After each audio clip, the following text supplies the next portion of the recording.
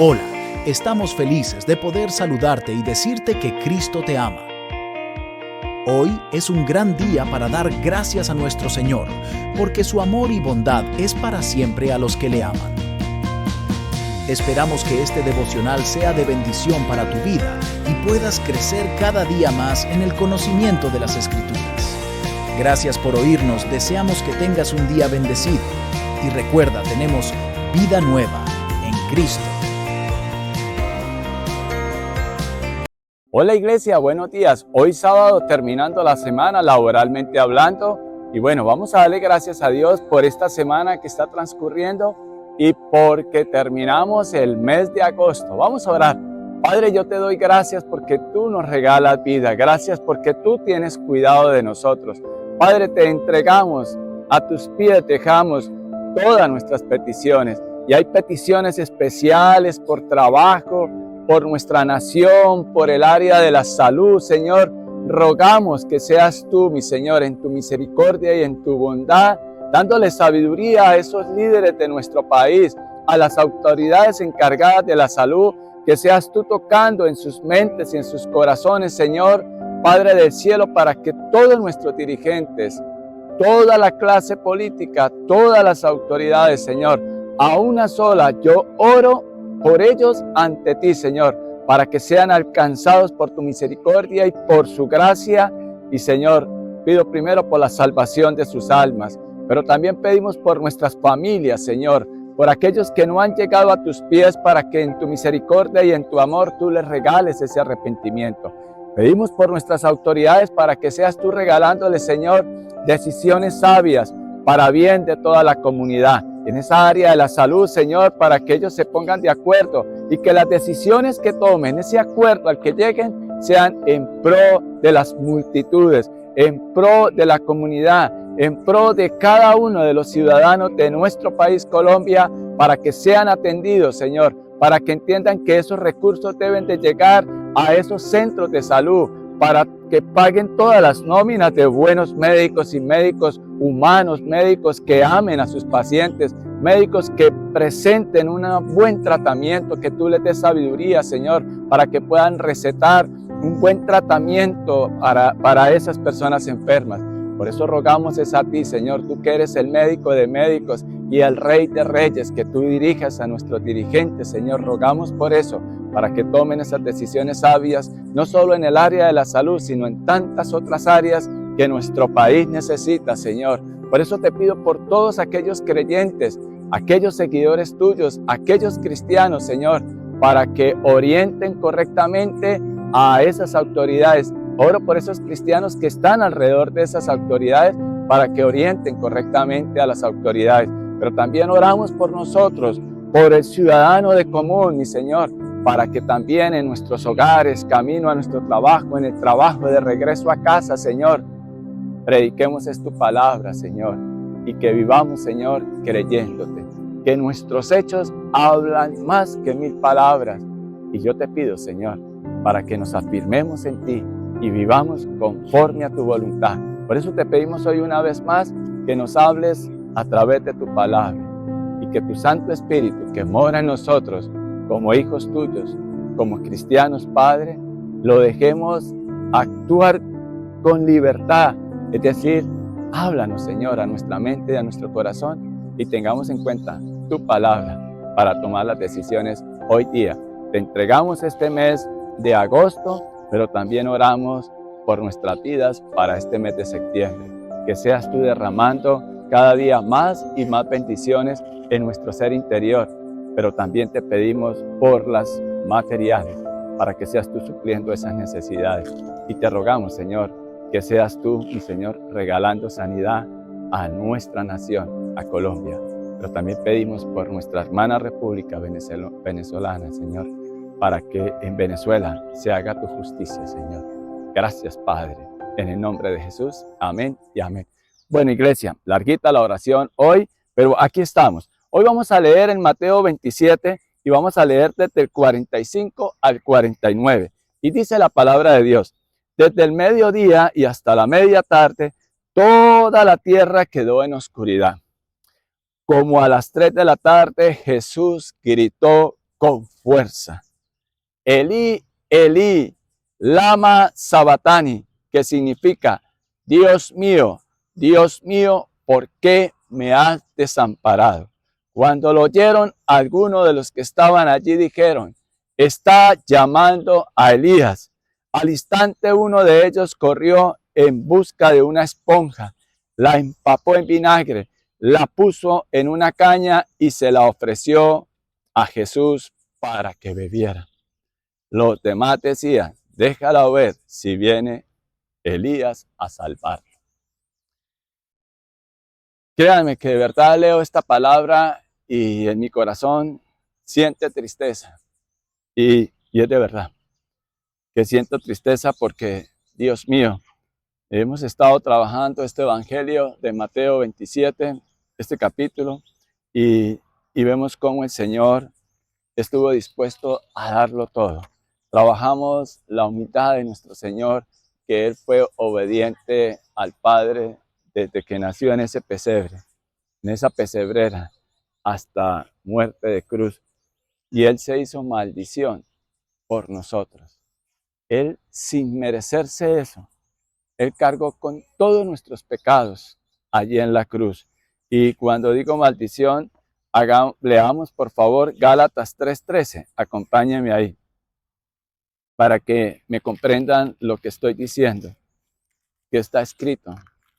Gálatas 3:13 dice, Cristo nos rescató de la maldición de la ley al hacerse maldición por nosotros, pues está escrito, maldito todo el que es colgado de un madero. Y voy a leer el 14. Así sucedió para que por medio de Cristo Jesús, la bendición prometida a Abraham llegara a las naciones y para que por la fe recibiéramos el Espíritu según la promesa. Mire, nosotros tenemos que valorar mucho esto que el Señor hizo en la cruz por nosotros. Acabé de leer Gálatas capítulo 3, el versículo 13 y 14. ¿Qué es lo único que nos separa de ese Padre bueno, nuestro Dios Todopoderoso? El pecado. Y el Señor Jesucristo acá, Él cargó con todos nuestros pecados. Y vemos cómo Él clama a Dios y le dice, Dios mío, ¿por qué me has desamparado? Y muchos de los que estaban allí se seguían burlando. Yo no sé, esto sucedió hace más de 2000 años y podemos ver la barbarie del ser humano en esa época. Pero yo les pregunto, traslademos esto a nuestra vida diaria. ¿Cuántos desacuerdos hay aún en las familias? ¿Cuántos problemas se presentan día a día en el trabajo? Pero qué bueno si nosotros esta palabra hoy la tomamos, primero, agradecidos con Dios, con el gran sacrificio que Él hizo por nosotros. Desde que vino a la tierra, vino a llamarnos al arrepentimiento. Combatió esa religiosidad de este pueblo judío, que ellos se creían los únicos salvos. Además, ellos rechazaron a Cristo, la obra de nuestro Señor y Salvador Jesucristo en la cruz, porque ellos en su humanidad, en su mente y en su corazón decían que ellos eran salvos por el cumplimiento de la ley. Y la palabra nos dice que si fuera así, con una sola de esas leyes, con un solo mandamiento que no cumpliéramos, ya nos hacíamos maldición.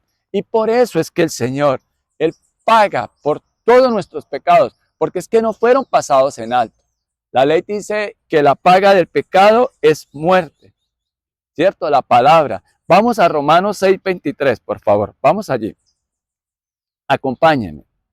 Si tiene su Biblia, busque por favor Romanos 6:23. Y dice la palabra de Dios. Porque la paga del pecado es muerte. O sea, había alguien quien morir, había alguien que derramara su preciosa sangre, pero el único sacrificio que el Padre, el Dios Todopoderoso, acepta para el pago y el perdón de nuestros pecados es la sangre preciosa de su Hijo amado Jesús, porque Él en todo fue tentado y en nada pecó. Y esa es la diferencia. Ustedes y yo, por muy buenos que seamos, podríamos dar nuestra vida para que la consumieran las llamas. Y podríamos dar nuestra vida y derramar la sangre, pero no es acepta delante de Dios. ¿Sabe por qué? Porque ustedes y yo hemos pecado. Nuestro Señor Jesucristo no. Dice la palabra de Dios que la paga del pecado es muerte. Y Dios, en la persona de Jesús, pagó por nosotros. Jesús nos reconcilia con el Padre. Pero ¿qué tal si seguimos leyendo la parte final de Romanos 6:23? Dice, mientras que la dádiva de Dios, o sea, ese regalo, la gracia de Dios, el perdón de nuestros pecados y darnos vida eterna. La gracia de Dios, que la dádiva de Dios es vida eterna en Cristo Jesús, nuestro Señor. Y hay algo que también quiero compartir hoy a través de esta palabra, por la gracia de Dios. Y es que entendamos que el Señor Jesucristo se entregó para que nosotros tengamos vida y que Él es nuestro Señor. Por favor, entendamos eso y comprendamos eso. Dejémonos guiar por la palabra de Dios. Y cuando nos dejamos guiar por la palabra de Dios, es cuando entendemos que Él es nuestro Señor. Él ordena y nosotros obedecemos. Y el Señor lo dio todo, pero hasta el último instante clamó a su Padre, Dios mío, ¿por qué me has desamparado? Cuando lo oyeron, algunos de los que estaban allí dijeron, está llamando a Elías, a Elías. Al instante uno de ellos corrió en busca de una esponja, la empapó en vinagre, la puso en una caña y se la ofreció a Jesús para que bebiera. Los demás decían, déjalo a ver si viene Elías a salvarlo. Aún estos hombres endurecieron tanto su corazón que no comprendieron la obra del Señor Jesús en la cruz. Pero ¿qué tal si ustedes y yo hoy día tenemos más razones para vivir agradecidos con nuestro Padre Celestial de lo que Él hizo en la cruz, en la persona de nuestro Señor Jesús, para que ustedes y yo tengamos vida? Pero no nos quedemos solo con ese regalo de salvación. Vayamos un poco más allá, seamos obedientes a Él. Y eso nos lleva a vivir en santidad. Sin fe es imposible agradar a Dios. Sin santidad nadie verá a Dios. Y cuando digo santidad es que aceptemos el sacrificio del Señor Jesucristo en la cruz, que eso es gracia, un regalo, que Él tomó nuestro lugar.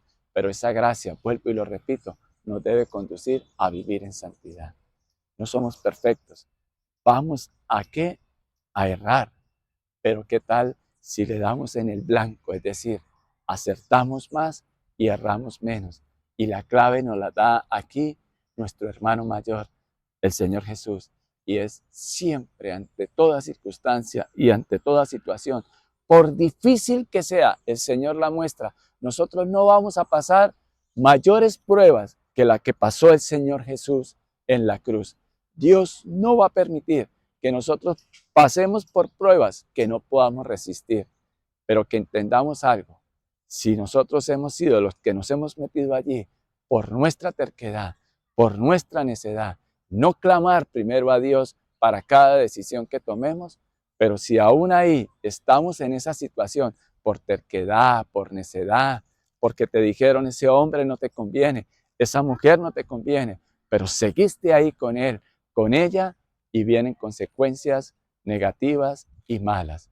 Y aún si tienes un hogar y estás allí todavía mirando y satisfaciendo tus deseos personales, tus placeres personales, a costa de la desgracia de tu familia, de tu esposa, de tus hijos, es un día para que clames a Dios y digas, Dios mío, ¿qué estoy haciendo? Perdóname que coloquen este paralelo, pero vemos el ejemplo de nuestro hermano mayor, que lo dio todo y estaba en esa prueba tan difícil y él se apartó del Padre, y por eso es que él en Getsemaní suda con gotas de sangre por saber de que al hacerse allí maldición se iba a separar del Padre, porque él siempre estuvo en comunión con el Padre, y en el único instante que se separa del Padre y siente esa carga de todos nuestros pecados, o vive esa carga de todos nuestros pecados, es allí en la cruz. Y por eso Él clama al Dios Todopoderoso, a su Padre, y le dice: Dios mío, ¿por qué me has desamparado? ¿Y cuántas veces nosotros, en vez de acercarnos más a Dios y buscar de Él, nosotros mismos nos salimos de esa cobertura, de esa protección de un Padre bueno que envió a su Hijo a morir por ti y por mí? Pero lo lindo es que el Padre se glorifica en su Hijo, porque el Señor Jesucristo no se quedó en esa cruz y esa tumba está vacía.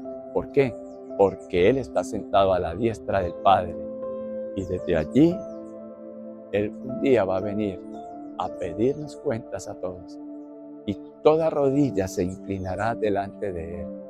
Qué bueno que hoy nosotros no sigamos corriendo, sino que aceptemos esta palabra como un llamado a acercarnos a Dios y poner nuestros ojos al Padre y decir: ¿qué estoy haciendo? ¿Para dónde voy? Y cambiar de rumbo y mirar hacia el Señor es un buen día y es una buena razón para que hoy día hagamos eso. Terminemos este mes de agosto reflexionando, pidiéndole perdón a Dios con una exclamación de: Dios mío, perdóname, ¿qué estoy haciendo? Vamos a orar. Padre, yo te doy gracias porque a través de tu palabra puedo encontrar una luz, puedo encontrar un camino para estas situaciones que se estén presentando en nuestra vida.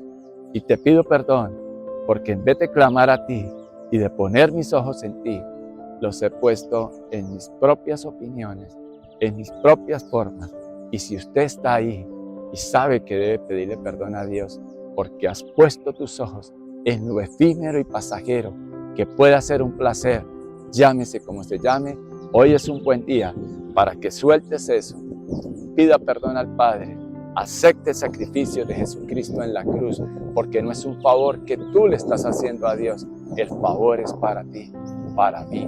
Esa dádiva de Dios es la que nos da vida eterna en Cristo Jesús. Padre, gracias, y en el nombre de Jesús te pedimos perdón y que nos guíes y nos lleves a vivir cada día como cristianos maduros, como personas maduros, que escuchamos tu palabra y tomamos los correctivos que tengamos que tomar para dejarnos guiar por ti y decirte: Padre, aquí estamos. Gracias, Señor. En el nombre de Jesús, amén y amén. A vivir esta palabra, amados hermanos. Esperamos que la palabra haya sido de bendición para tu vida. Muchas gracias por oírnos. Te invitamos a nuestra congregación todos los domingos a las 10 de la mañana. El Señor Jesús les bendiga.